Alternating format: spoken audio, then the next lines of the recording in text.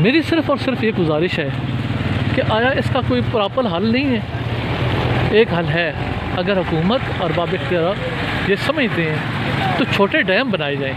जी बिस्मिल्लाहिर्रहमानिर्रहीम। 8 अगस्त 2024 रावलपिंडी इस्लामाबाद में शदीद बारिश हुई है, जिसकी वजह से ये नाला में तुग़यानी है और इसकी सतह बतदरीज बुलंद हो रही है। और ये बारिश रुक चुकी है और अल्लाह के फजल से दही की जो सतह है ये कम हो रही है। ये रावलपिंडी का रवालमंडी का पुल है।